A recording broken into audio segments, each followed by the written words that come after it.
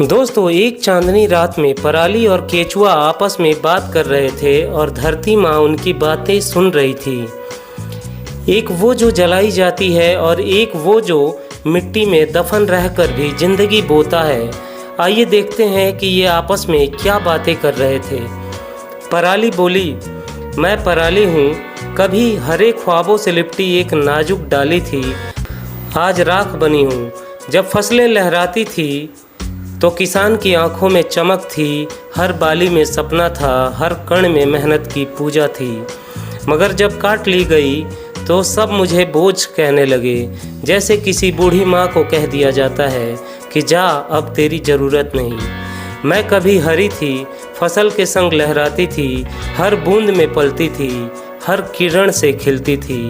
मगर जब मेरी ज़रूरत ख़त्म हुई तो मुझे जला दिया गया, जैसे वक्त के साथ रिश्ते राख बन जाते हैं। फिर केंचुआ बोला, मैं ज़मीन के नीचे जीता हूँ, न किसी ने देखा न सराहा, मगर मैं मिट्टी को सांस देता हूँ, हर बीज को कोख देता हूँ।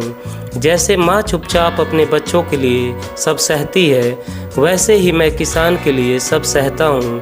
पराली, क्या तुम जानती हो, मुझे किसान का मित्र कहा जाता है, परंतु मेरा मित्र ही आज मुझे जला रहा है।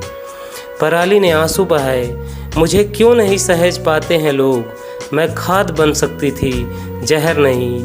ये लोग मुझे खेत में छोड़ देते तो बारिश में भीग कर मैं सड़ जाती और जैविक खाद बनकर मैं मिट्टी को ताकत दे सकती थी, धुआं नहीं।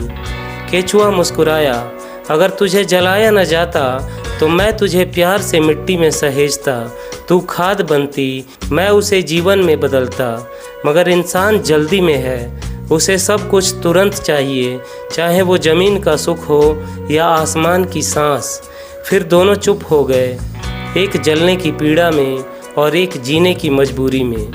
मगर धरती माता जो सब कुछ सुन रही थी, वो रो रही थी इन दोनों की बातें सुन के।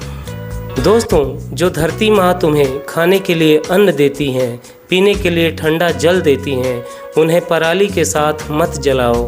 किसान भाइयों, मत जलाओ अपने मित्र केचुए को, और जो मिट्टी को सांस और बीजों को अपनी गोद में पालता है। बस कुछ दिन रुक जाओगे तो पराली खाद बन जाएगी और खेतों में फिर खुशहाली लहलहाएगी।